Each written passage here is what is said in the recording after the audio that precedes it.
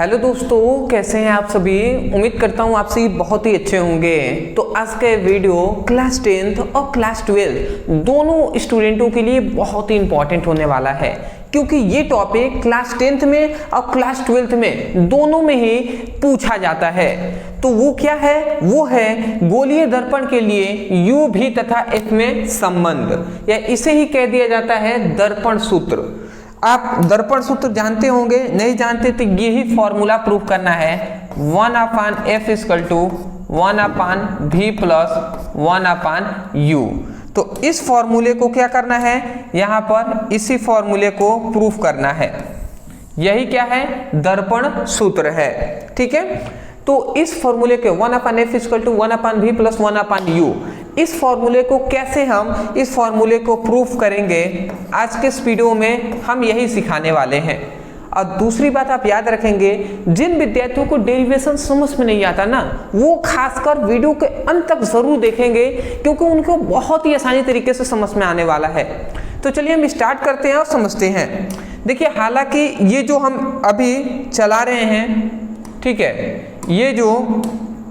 ये जो सीरीज आप चला रहे हैं वो क्लास 10th के लिए है। और क्लास 10th का पहला चैप्टर हम पढ़ रहे हैं प्रकाश का परावर्तन तथा अपवर्तन, जिसका ये वीडियो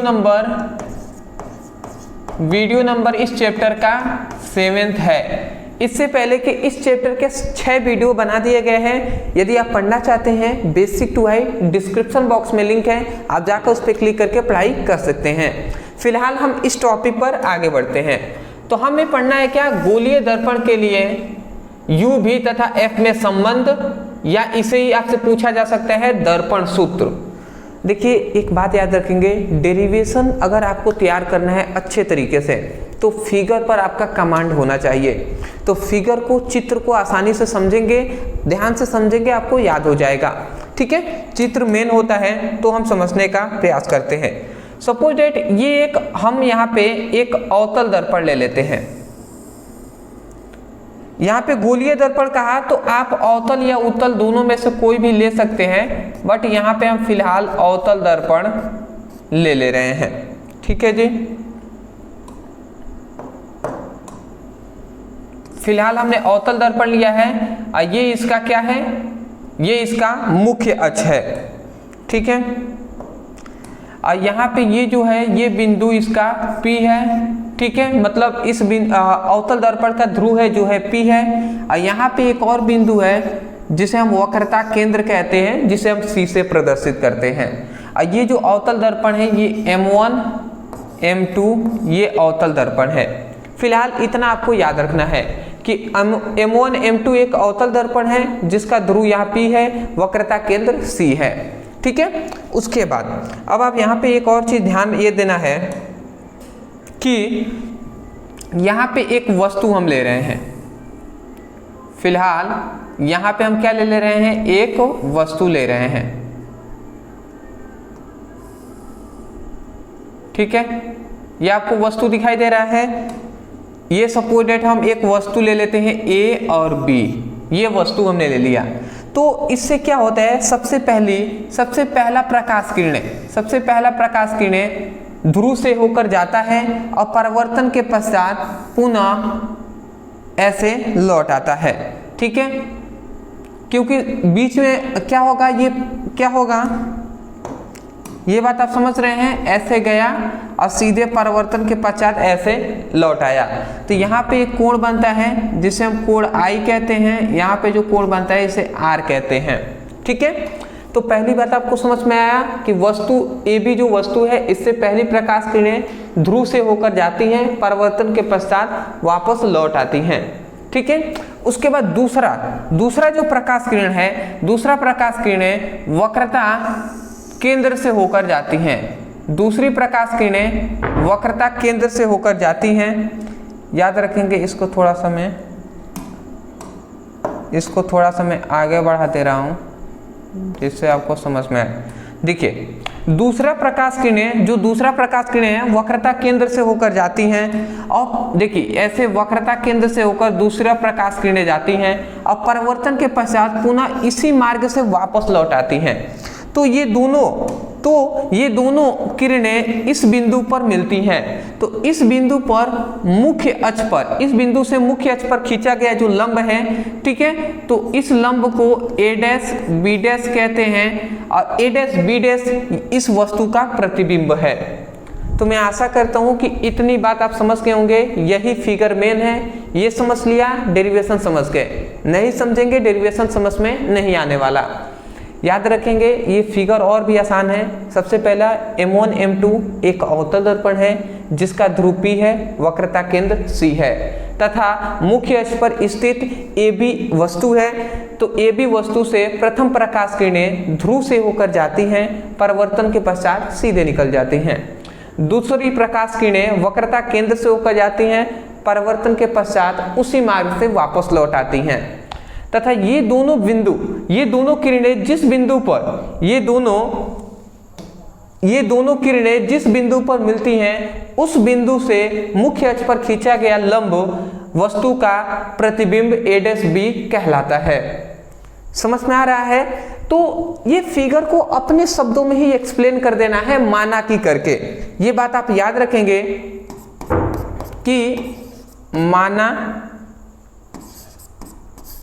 की अब माना की करके आप इस फिगर के बारे में थोड़ी बहुत लाइन लिख सकते हैं ना, 4-5 लाइन लिख देंगे। क्या लिखेंगे? सुनकर लिख सकते हैं, अभी आप लिख लीजिए। अब नहीं लिखना है अभी तो केवल सुनिए और समझने का प्रयास कीजिए क्या हमें बोलना है। आप लिखेंगे माना एक अवतल दर्पण M1 M2 है जिसका ध्रुव P वक्रता केंद्र C है।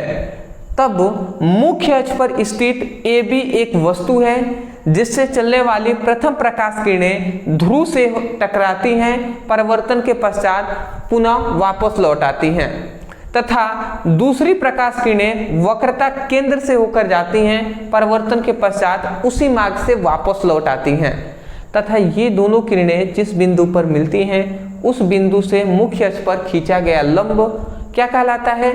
वस्तु का प्रतिबिंब कहलाता है। ये AB जो वस्तु दिखाई दे रहा है ना, इसी का प्रतिबिंब है a डैश b।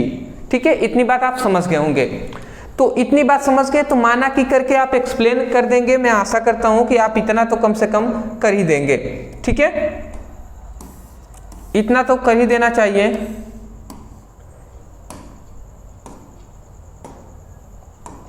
तो मैं यहाँ पे लिख दूं, ठीक है, आप लिखेंगे माना कि M1 व M2 एक क्या है? अवतल दर्पण है, ठीक है, जिसका ध्रुव P तथा वक्रता केंद्र C है। वक्रता केंद्र C है, ठीक है। अदरवाइज आप इसके बाद तो आप इतना लिख सकते हैं। इसके बाद आप मैं डैश यहाँ पे कर दे रहा हूँ, ठीक है। इसके बाद 2-3 लाइन आप और लिख लेंगे, इसके पूरे फिगर को एक्सप्लेन कर देंगे। अब आते हैं हम अपनी गणना पर। तो देखिए आप ये बात याद रखेंगे कि गणना हम कैसे कर रहे हैं, एक वाइज स्टेप वाइज आपको याद रखना है।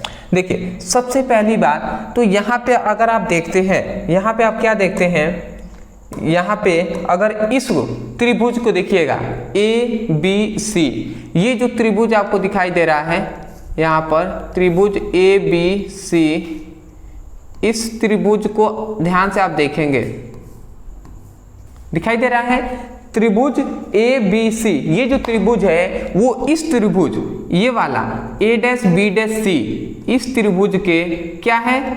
समरूप है। ये वाला जो त्रिभुज दिखाई दे रहा है इसके समरूप है। मतलब ABC जो त्रिभुज है वो A dash B dash C के समरूप है। तो इसको हम सबसे पहले यही बात लिखेंगे कि त्रिभुज ABC वो क्या है? समरूप का ये चिन्ह है, तो समरूप है त्रिभुज ABC, समरूप है A dash b dash C के क्या है, सी के समरूप है। तो इतनी बात समझ गए, त्रिभुज ए बी जो सी है वो समरूप है ए डैश बी डैश सी के। तो जब दो त्रिभुज आपस में समरूप होते हैं तो उनकी भुजाओं का अनुपात बराबर होता है। मतलब इसकी जो ए बी भुजा होगी वो इसकी ए डैश बी के भुजा के क्या होगी, अनुपात के बराबर होगा।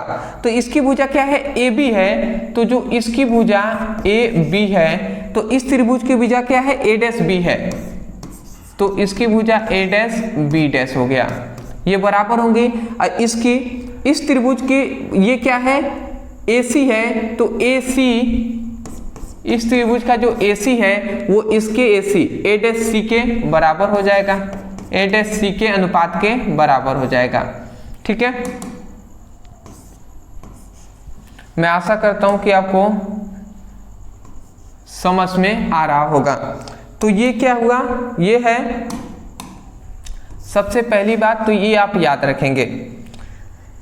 ठीक है, ये हमने क्या बताया कि यदि ए बी सी जो त्रिभुज है वो ए डैश बी डैश सी के समरूप हो तो इनके भुजाओं का अनुपात बराबर होता है। मतलब इस त्रिभुज का लंब क्या है, ए डैश ए बी है, तो इस त्रिभुज का लंब क्या है, ए डैश बी है, तो a b by a dash b dash लिख देंगे। इस त्रिभुज का ये जो त्रिभुज है इसकी आधार क्या है, ए सी है, तो इस त्रिभुज का भुजा क्या है, आधार क्या है, ए डैश सी है, तो वही ए सी बाई ए डैश सी हमने लिख दिया है। इसको हम क्या कर देंगे, इसको हम कर देंगे समीकरण फर्स्ट। ठीक है जी, इतनी बात समझ के उसके बाद फिर से आपको क्या ध्यान देना है, यहां पर ध्यान दीजिएगा।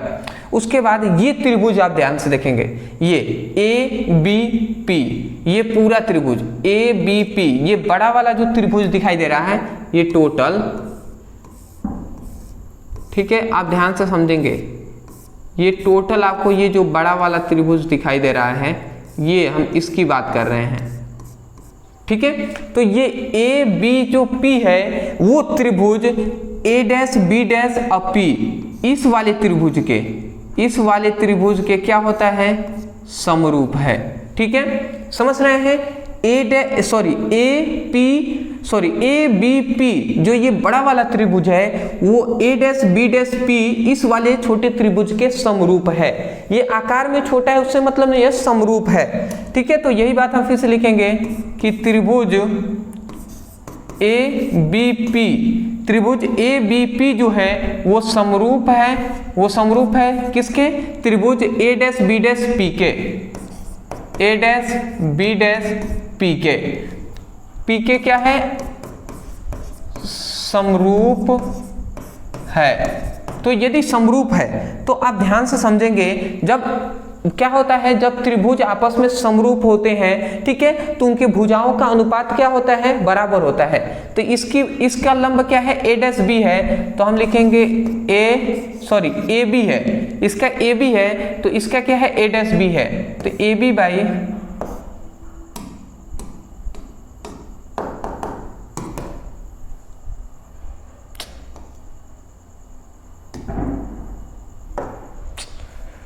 बहुत समस्या है यार। ठीक है, सॉरी, ए डैश बी डैश, ए डैश बी डैश, ध्यान से आप समझेंगे। इसकी ये जो बड़ा वाला त्रिभुज है इसकी भुजा है ए बी है, ठीक है, तो ए बी, और इसका ए डैश बी है तो ए डैश बी हमने लिख दिया है, a b by a dash b dash equal to, इसका आधार क्या है, तो आधार देखेंगे पी ए है, तो इसका आधार क्या है, पी ए है, तो पी ए हमने लिख दिया बाई, और इसका इस त्रिभुज का आधार क्या है, पी ए डैश है, तो पी ए डैश हमने लिख दिया। इसको हमने समीकरण सेकेंड कह दिया है। ठीक है, इसको हमने क्या कह दिया, समीकरण सेकेंड कह दिया इस त्रिभुज को। तो मैं आशा करता हूं कि सबसे पहली बात आपको समझ में आ गया होगा कि पहले तो हमने इस छोटे छोटे त्रिभुज को लिया है, फिर से एक बड़ा त्रिभुज, और ये आपस में समरूप है, तो ये हमने भुजाओं का अनुपात बराबर होता है, तो ये हमने लिख दिया। अब समीकरण फर्स्ट और सेकेंड में आप देखते हैं तो इधर दायां अगर पक्ष आप देख रहे हैं, ठीक है, बायां पक्ष, तो देखिए a b by a dash b है और यहाँ पर भी a b by a dash b है, मतलब बायां पक्ष आपस में क्या है, बराबर है। तो यदि दोनों बायां पक्ष बराबर है तो इसका मतलब जो दायां पक्ष है ये भी दोनों आपस में बराबर होंगे। तो यही बात हम लिख सकते हैं कि समीकरण फर्स्ट तथा सेकेंड से, देखिए जो समीकरण फर्स्ट और सेकेंड के जो बायां पक्ष है वो आपस में इक्वल है, तो इसका मतलब ये जो है ये टोटल ये इसके बराबर होगा। तो यही बात हम लिख देंगे कि जो ए सी है, ए सी बाई ए डैश सी, वो क्या है, P A by P A dash, इसके क्या है, इसके क्या है, बराबर है। ठीक है, तो इतना हो गया। अब आप थोड़ा सा अब आपको थोड़ा सा ज़्यादा ध्यान देना होगा।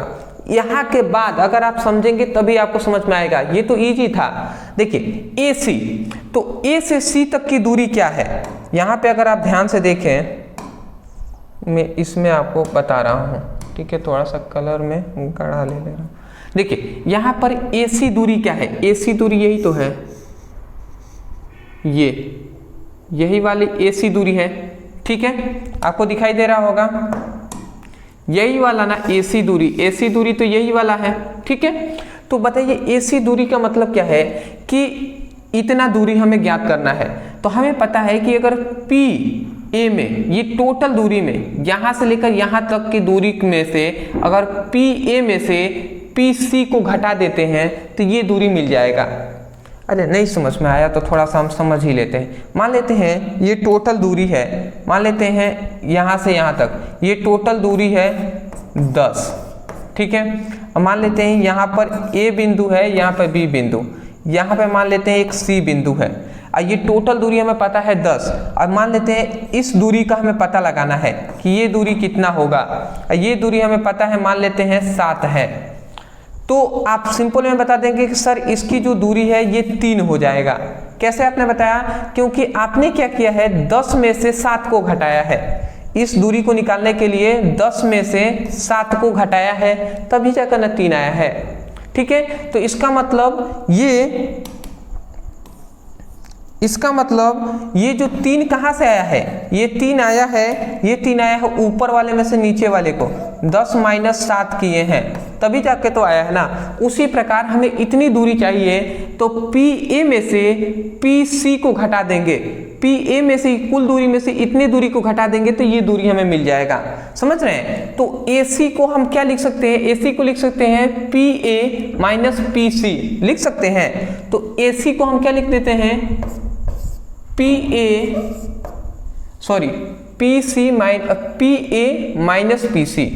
Minus PC। ठीक है जी, ये हमने लिख दिया।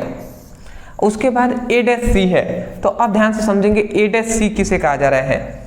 अगर आप ध्यान से देखें तो A' C यहाँ से लेकर यहाँ तक, इसी को ना कहा जा रहा है जी A' C, मतलब A' C यहाँ से लेकर यहाँ पे अगर आप ध्यान से देख रहे हैं तो यही दूरी को कहा जा रहा है, इतने ही दूरी को कहा जा रहा है A' C। ठीक है, तो अगर हम जानते हैं, अब क्या कर सकते हैं कि यहाँ से P से लेकर C तक के, मतलब PC में से PC माइनस PA' कर देंगे तो A' C का हमें पता चल जाएगा। PC में से PA' को घटा देंगे तो हम यहाँ पे लिख सकते हैं कि PC माइनस PA', ये हम कर देंगे। PC में से PA' घटा देंगे, या हमें A' C का मान हमें पता चल जाएगा। उसके बाद इधर क्या है, इधर है PA, इधर क्या है PA', ये हमने लिख दिया। ठीक है, यही हमारा, ये इतना ही इंपॉर्टेंट था। अब आपको सब समझ में आ जाएगा, अब आपको आसानी से समझ में आ जाएगा। ठीक है,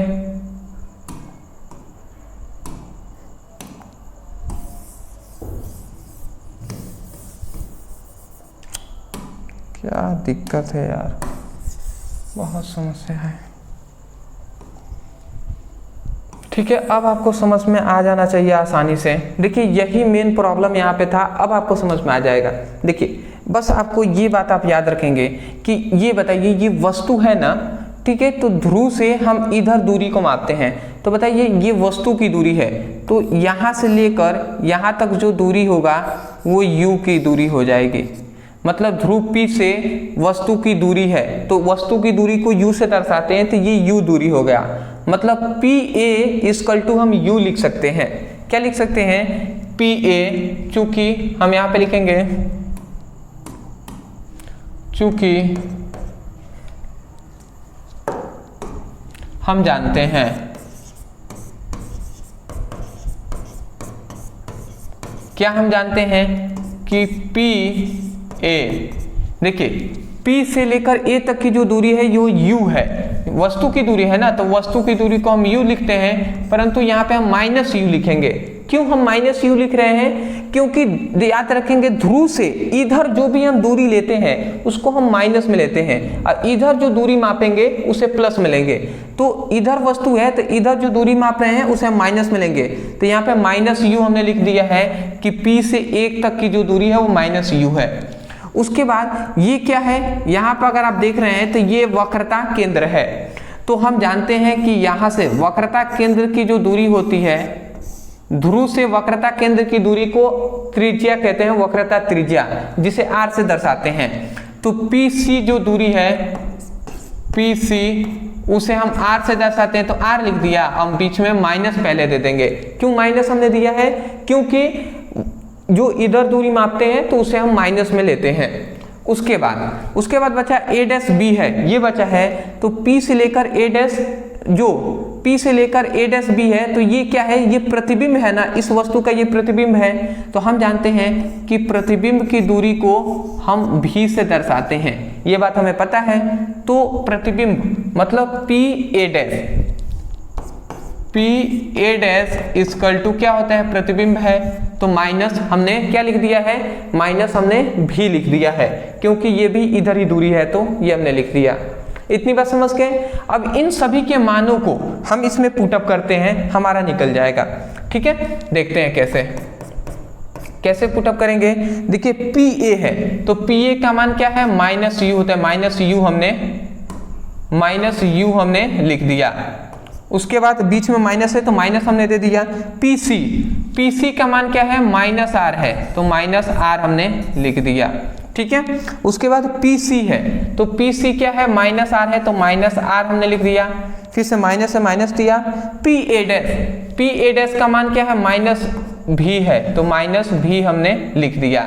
ये क्या है? माइनस भी है, इससे आपको कंफ्यूज नहीं होना है, ये माइनस भी है।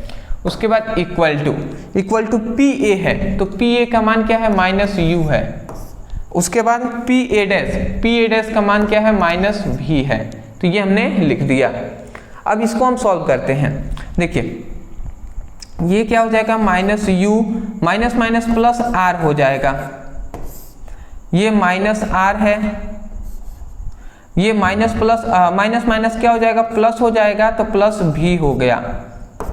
उसके बाद ये प्लस माइनस माइनस कैंसिल हो जाएगा, तो u बाई ये केवल भी बच गया। समझ रहे हैं? उसके बाद अगर हम इसको आगे सॉल्व करते हैं, ठीक है, इसको आगे हम सॉल्व करें तो ध्यान से आप समझेंगे। तिर्यक हम गुणा करेंगे, इसका गुणा हम इसमें करते हैं, तो भी का गुणा अगर u करेंगे तो माइनस u भी हो जाएगा, और फिर से प्लस देंगे, प्लस ये r भी हो जाएगा, इक्वल टू ये माइनस ru हो जाएगा, माइनस ru हो जाएगा, और प्लस ये क्या हो जाएगा? u भी हो जाएगा। ठीक है, तो इतना हमने लिख दिया। अब आप ध्यान से समझें, तो अब हम क्या कर सकते हैं? अब आप ध्यान से समझेंगे। देखिए एक फॉर्मूला होता है जो आपको याद रखना है, वो क्या होता है? ये यहाँ पे साइड में लिख दे रहा हूँ। चूंकि हम जानते हैं, हम क्या जानते हैं?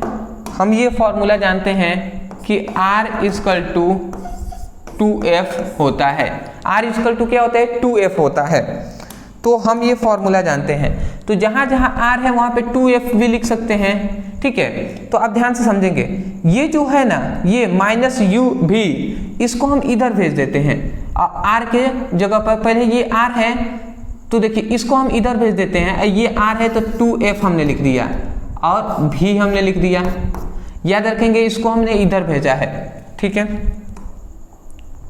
और ध्यान से समझेंगे, ये माइनस वाला है तो इसको हम प्लस के इधर भेजते हैं, तो r की जगह पर 2f लिख देंगे, u है तो u हमने लिख दिया। समझ रहे हैं, ये माइनस से इधर आएगा तो प्लस होगा ना, तो प्लस हमने लिख दिया। और उसके बाद ये वाला इधर माइनस में इधर आएगा तो प्लस होगा, तो हमने क्या लिख दिया, u भी और प्लस u भी। तो देखिए u भी और u भी, 2u भी होगा ना, 2u भी हो जाएगा, तो हम इसको डायरेक्ट 2u भी ही लिख देते हैं, ठीक है। एक u भी और एक ये भी चला गया तो प्लस हो जाएगा, तो 2u भी हो जाएगा, 2u भी हो जाएगा। इतना हो गया। अब आपको ये समझना है, क्या करेंगे हम, दोनों पक्षों में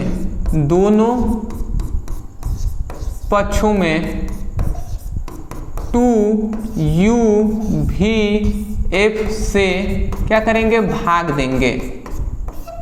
देंगे। दोनों पक्षों में हम क्या करेंगे, हम दोनों पक्षों में u भी तथा f से भाग देंगे, 2u भी f से। अगर हम भाग देते हैं तो देखिए 2f भी है, अब भाई 2u भी f, ठीक है। बीच में प्लस है तो प्लस हमने दे दिया, 2fu है भाई, ये क्या हो जाएगा, 2u भी f इक्वल टू यहाँ पे 2u भी है, अब भाई क्या हो जाएगा, 2u भी f, ये हो जाएगा। देखिए हमने दोनों पक्षों में u भी से हमने क्या किया है, भाग दिया है 2u भी f से। तो अगर आप ध्यान से अगर आप देखते हैं तो देखिए 2 से ये 2 कैंसिल, फिर से f से ये f कैंसिल, ठीक है, v से ये v कैंसिल। तो यहाँ पर नीचे यहाँ पे क्या बचा, यहाँ पे केवल बचा है 1/u बचा है। उसके बाद बीच में प्लस है तो प्लस हमने दिया। देखिए यहाँ से 2 से ये 2 कैंसिल, f से f कैंसिल, u से u कैंसिल, तो यहाँ पे क्या बचा है, नीचे बचा है केवल v इक्वल टू, यहाँ से 2 से 2 कैंसिल, u से u कैंसिल, v से v कैंसिल, तो नीचे क्या बचा, 1/f बचा। तो नीचे अगर हम देखते हैं तो हमें यह क्या मिल रहा है, तो नीचे हमें ये फॉर्मूला मिल रहा है, ठीक है जी। नीचे हमें यही तो फॉर्मूला मिल रहा है कि 1/f equal to 1/v plus 1/u। तो बताइए यही तो दर्पण सूत्र है। इसको हम चाहें तो इस 1/f को इधर से भी लिख सकते हैं, ठीक है, वही बात है। बात समझ रहे हैं। तो ये क्या हो गया, ये आपका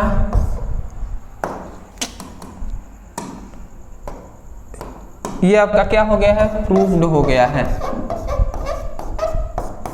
ठीक है। यही है दर्पण सूत्र जो कि हमने प्रूफ कर दिया है। देखिए ज़्यादा हार्ड नहीं है, आपको लग रहा होगा ज़्यादा हार्ड है, मैंने छोटी छोटी बातें आपको बताई हैं जिससे आपको आसानी से समझ में आ जाए। इससे आसान कैसे बता पाएंगे हम, अभी बहुत ही हमने आसान करके आपको एक एक बात बताया है। देखिए ये जो फिगर है ना, ये फिगर आप याद रखेंगे। अब कुछ चीज़ें हैं जो बेसिक है, जिनको यही नहीं पता कि वस्तु की दूरी को u से दर्शाते हैं, प्रतिबिंब की दूरी को v से दर्शाते हैं, वक्रता केंद्र के बीच की दूरी को वक्रता त्रिज्या कहते हैं जिसे हम r से दर्शाते हैं। तो उनके लिए थोड़ी सी कठिनाई हो सकती है, बट जिनको थोड़ा बेसिक पता है उनको समझने में मुझे लगता है कोई भी दिक्कत नहीं होनी चाहिए। अब मैं आशा करता हूँ कि आपको आसानी तरीके से समझ में आ गया होगा। अगर मैं यही कहूँगा, यदि आपको समझ में आया है तब जाकर वीडियो को लाइक कीजिएगा, चैनल पर नए होंगे तो चैनल को सब्सक्राइब कर दीजिएगा। और जिनको एक बार में समझ में नहीं आया, मैं उनसे कहूँगा कि देखिए जिनको डेरिवेशन एक बार में समझ में नहीं आता है, उनसे मैं कहूँगा 1-2 बार और वीडियो को देखिए, रिवाइज कीजिए। वीडियो को बार बार देखेंगे, समझेंगे तो आपके दिमाग में बैठेगा, और जब बैठ जाएगा तो आप उसको अच्छे से पढ़ाई कर सकते हैं। तो मैं आशा करता हूँ कि आप जैसे मैंने कहा वैसा आप करेंगे। यदि समझ में आ गया है तो अच्छी बात है, प्रैक्टिस कीजिएगा। नहीं समझ में आया, वीडियो को कुछ देर बाद फिर से एक बार रिवाइज कर लीजिएगा, देख लीजिएगा, आपको याद हो जाएगा। डिस्क्रिप्शन बॉक्स में लिंक है, तो जाइए आप उस पर क्लिक करके अपनी क्लास 10th की अच्छे तरीके से पढ़ाई कीजिए। तो मिलते हैं एक नए टॉपिक के साथ, तब तक के लिए धन्यवाद।